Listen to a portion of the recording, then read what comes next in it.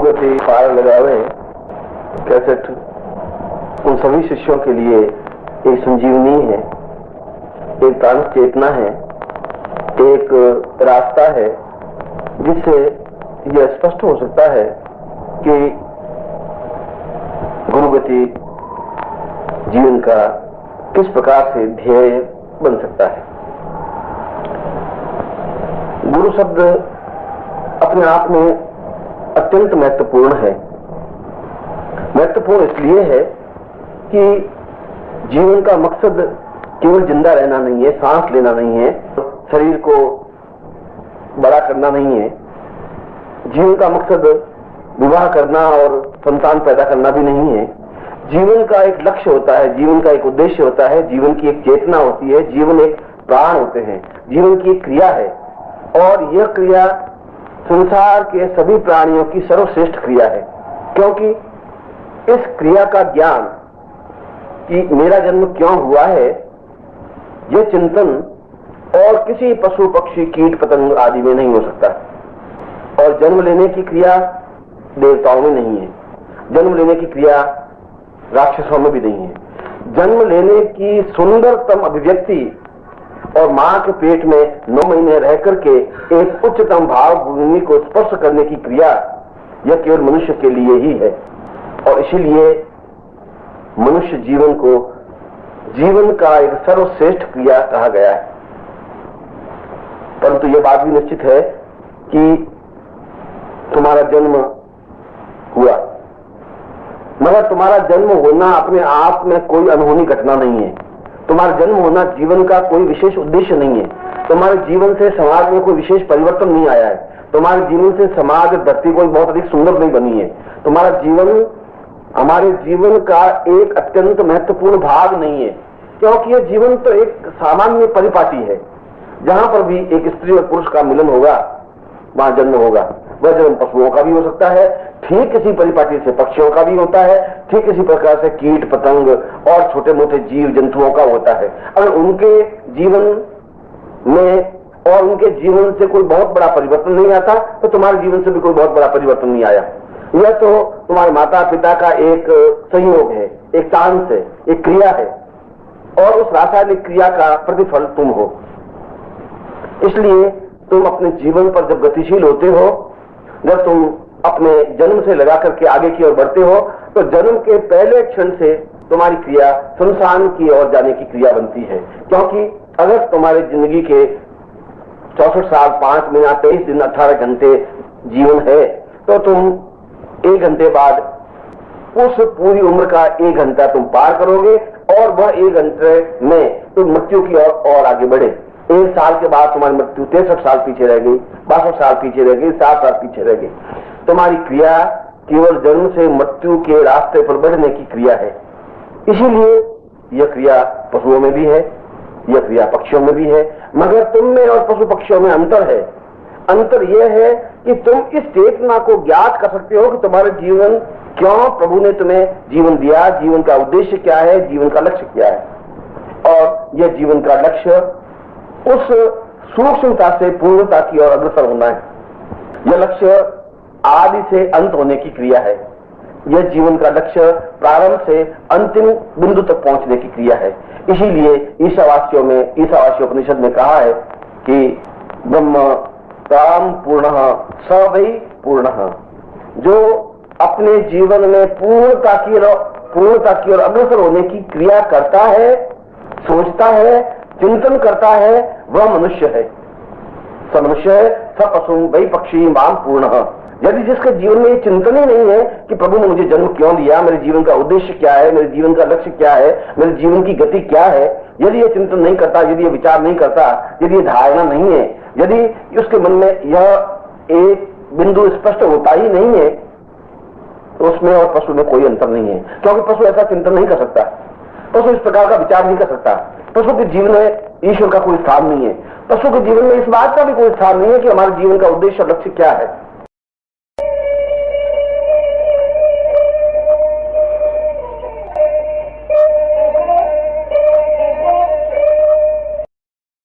और जिसको उद्देश्य और लक्ष्य ही ज्ञात नहीं, वह जीवन के पूर्णता तक पहुंच नहीं सकता।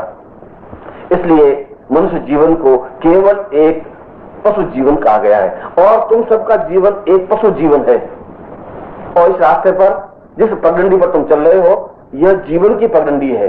और जीवन की पगडंडी के बारे में तैत्तरीय उपनिषद में बहुत स्पष्ट रूप से एक श्रेष्ठतम बात कही है। और उस बात में यह कहा गया है कि जीवन का मूल उद्देश्य, मूल लक्ष्य, मूल चिंतन इस बात का है कि वह निरंतर गतिशील होता रहे, और मनुष्य गतिशील होता ही है। फिर तैत्तरीय उपनिषद में विशेष बात क्या है, उसमें एक सूत्र है, और उस सूत्र का चिंतन भाव यह है, सपूर्णम वै परिकाम परेव मरितम सर्वे शताम पूर्णतः दीर्घम युक्त मदाम परेव परिणम सद्गाम परेम पूर्णतम गुरुर्वै सविता सहित सरितम दीर्घायुताम पूर्णतः सदीर्घ मनुवै पसंत परितम ब्रह्मोपतिम पूर्णतः। मैं सोचता हूं कि इस श्लोक में पूरे उपनिषद का सार है, जीवन के लक्ष्य का पाथेय है, हमारे जीवन के उलझी हुई राहों का स्पष्ट संकेत है। उसमें बताया गया है कि हम अपने मनुष्य के रूप में जन्म लेकर के गतिशील होते हैं, परंतु यह हमारी गति काल की गति है, यह हमारी गति मृत्यु की ओर बढ़ने की गति है, यह हमारी गति अपने जीवन को समाप्त करने की गति है। यदि जीवन में ऐसा कुछ क्षण आए, यदि जीवन के पुण्यों का उदय हो, यदि जीवन में कोई श्रेष्ठतम स्थिति बनती है, तो उस पगडंडी पर जहां कहीं बीच में गुरु मिल जाए, और यदि हम उसको पहचान लें, क्योंकि उसमें भी कर्मों का चिंतन और कर्मों का ध्येय ऐसा भी हो सकता है कि हम गुरु के पास में से निकल जाए। और गुरु शब्द इसलिए बना कि तुम्हारे मनुष्य जीवन का उद्देश्य और लक्ष्य अगर है तो क्या है, इसको सामान्य मनुष्य नहीं समझा सकता, इसको देवता भी नहीं समझा सकते, क्योंकि देवता ने जन्म लिया ही नहीं। इसलिए उनको इस बात का ज्ञान चेतना हो ही नहीं सकती कि मनुष्य के जीवन का उद्देश्य लक्ष्य क्या है। इसको राक्षस, गंधर्व, किन्नर, प्रेत, यक्ष ये भी नहीं समझा सकते, क्योंकि जिन्होंने जन्म लिया ही नहीं वो समझा भी नहीं सकता। पर गुरु जन्म लिया है और जन्म लेकर के पूर्णता तक पहुंचा है। इसलिए यजुर्वेद की पूरी व्याख्या पूर्णमदा पूर्णमिदं पूर्णात् पूर्णमुच्यते पूर्णस्य पूर्णमादाय पूर्णमेवावशिष्यते, बड़ी सुंदर व्याख्या है। उसने कहा कि जीवन का उद्देश्य मार्ग में रुकना नहीं है, जीवन का उद्देश्य मार्ग में विश्राम करना नहीं है। जीवन का उद्देश्य जिस रास्ते पर गतिशील है उस रास्ते पर सही रास्ते पकड़ने की क्रिया है, सही जगह पहुंचने की क्रिया है, सही स्थिति पहुंचने की क्रिया है। और क्रिया वहां पर जहां मनुष्य गतिशील होता है वहां पर कई रास्ते हैं, कई पाथेय हैं, कई गतिशीलता है। एक रास्ता संतान पैदा करने का है, जहां पर हम 2, 3, 4 पुत्र अपने जैसे पैदा कर लेते हैं, और जिस प्रकार से हम मृत्यु की ओर गतिशील है उसी प्रकार उन पुत्रों को भी मृत्यु को ओर गतिशील कर लेते हैं। जिस प्रकार हम झूठ, छल, कपट में आकंठ डूबे हुए हैं, ठीक उसी प्रकार उनको भी उसी क्रिया में धकेल देते हैं, क्योंकि हमें खुद को भी जब ज्ञान नहीं तो हम अपने संतान को भी ज्ञान नहीं दे सकते। और यह एक जन्म और मरण के बीच में झूलने की क्रिया है, जन्म और मृत्यु के बीच में समाप्त होने की क्रिया है, जन्म और मृत्यु के बीच में निरंतर भटकने की क्रिया है।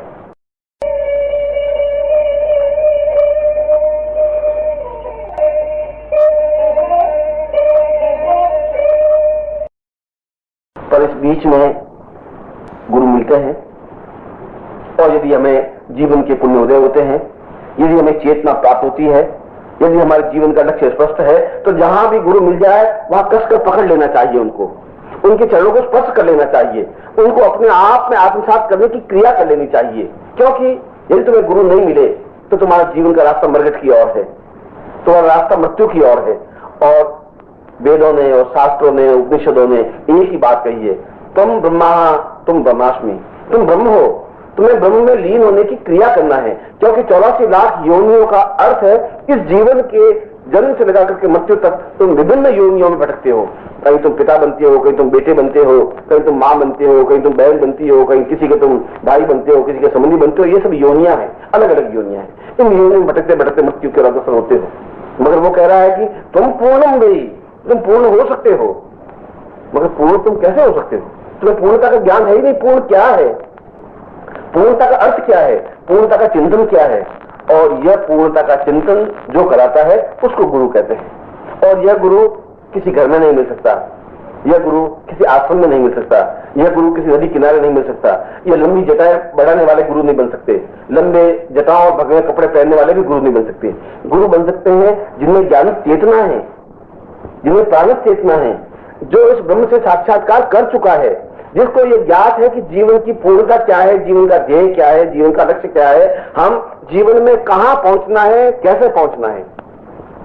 और इन सारे जटिल प्रश्नों के उत्तर केवल गुरु दे सकता है, क्योंकि गुरु स्वयं, गुरु ब्रह्मा, गुरु विष्णु, गुरु देवो महेश्वर, गुरु साक्षात पर ब्रह्म तस्मै श्री गुरु वै नमः। मैं गुरु को इसलिए प्रणाम नहीं करता हूं कि वह शरीरधारी है, इसलिए नहीं, वो मुझे रास्ता बताता है। गुरु मुझे नवीन प्रकार से पैदा करने की क्रिया, मुझे नवीन प्रकार से पैदा करेगा। मैंने जो कुछ जन्म लिया है वह तो एक सहज स्वाभाविक क्रिया है, उसमें कोई बहुत बड़े विस्फोट नहीं हुआ, उसमें कोई बड़ी बड़ी चेतना नहीं पैदा हुई। मेरे माँ बाप ने मुझे जन्म लिया तो कोई बहुत अनूठी घटना नहीं घटी।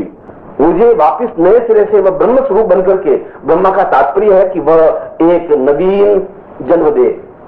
और गुरु ब्रह्मा है, मुझे नवीन प्रकार से जन्म दे, क्योंकि मैंने जो कुछ जन्म लिया है वह मेरे बस में नहीं है, उसका मेरे कोई लक्ष्य नहीं था, उसके पीछे मेरा कोई हाथ नहीं था। मैं चाहते हुए भी उस गर्भ को धारण कर सकता है नहीं करता, यह मेरे हाथ में नहीं था। इसलिए वह ब्रह्मा स्वरूप बनकर के मुझे वापस पुनः जन्म दे।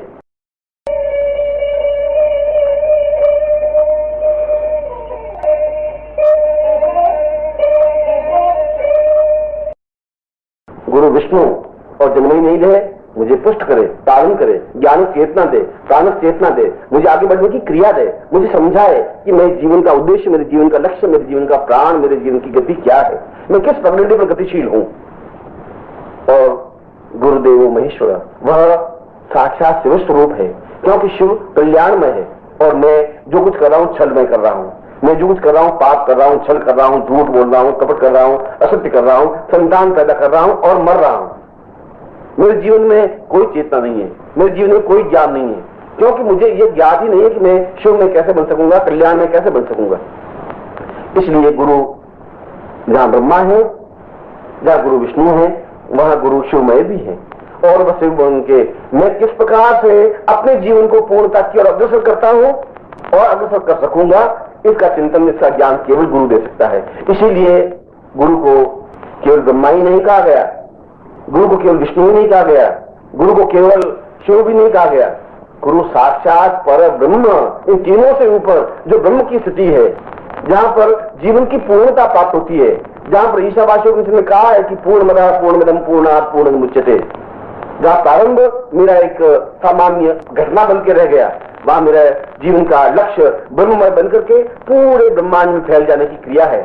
और यह पूरे जीवन में फैल जाने की क्रिया बहुत बिरले लोगों को प्राप्त होती है।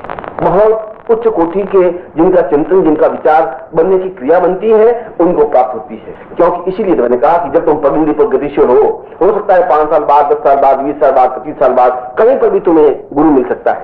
और जहां गुरु मिले वह तुम्हारे जीवन का एक विशेष स्वर्णिम क्षण है, जीवन की एक श्रेष्ठतम क्षण है, जीवन का एक सौभाग्यदायक क्षण है। तो उस क्षण तुम पैदा होते हो, उस क्षण तुम एहसास करते हो कि मेरे जीवन को कोई गति देने वाला है, मेरे जीवन को कोई चेतना देने वाला है। और जिस क्षण गुरु तुम्हें दीक्षा देता है, गुरु तुम्हें अपना लेता है, गुरु तुम्हें अपने से मुंह से शिष्य कहता है, ठीक वही क्षण तुम्हारे जन्म का होता है। वही क्षण वह ब्रह्मा बनकर के तुम्हारी उत्पत्ति करता है, वही क्षण तुम्हारे जीवन का स्वर्णिम प्रभात होता है, क्योंकि तुम्हारा वास्तविक जीवन वहीं से प्रारंभ होता है। अभी तक जो तुम्हारा जीवन था वो हाड़ मांस का बना हुआ सामान्य जीवन था, अभी तक जो तुम्हारा जीवन था वह मलमूत्र में सिक्त जीवन था, अभी तक तुम्हारे जीवन में केवल वासनाएं थी, स्वार्थ था, लालच था, तुम्हारे जीवन में घृणाएं थी, और तुम्हारे जीवन में ऐसा कुछ नहीं था जिसको गर्व किया जा सके, क्योंकि तुम्हें कोई रास्ता ज्ञात ही नहीं था। तुम तो ये पगडंडी पर चाहते हुए नहीं चाहते हुए धकेले जा रहे थे, प्रकृति तुम्हें धकेल रही थी, तुम माया में उलझे हुए थे, तुम एक धन के पीछे पागल दीवाने थे, तुम किसी स्त्री के पीछे, स्त्री साधना के पीछे, तुम किसी विषय वासना के पीछे लिप्त थे। वह तुम्हें एक क्षण रुक करके एक सोचने को बात ही करता है कि तुम मेरे शिष्य हो, मैं तुम्हें जन्म दे रहा हूं, और जन्म दे रहा हूं, मैं तुम्हें वह स्मरण दे रहा हूं, वह चिंतन दे रहा हूं, विचार दे रहा हूं कि तुम्हारा जन्म एक विशेष गति है। ईश्वर ने तुम्हारा जन्म विशेष उद्देश्य के लिए पैदा किया है, क्योंकि प्रभु की यह विशेष स्थिति है कि एक घास का तिनका भी व्यर्थ में पैदा नहीं करता। और तुम्हारे जैसे 5 फुट इंच और 6 फुट के किसी व्यक्ति को जन्म दिया है प्रभु ने, तो जरूर उसके पीछे कोई हेतु है, कोई कारण है, कोई चिंतन है।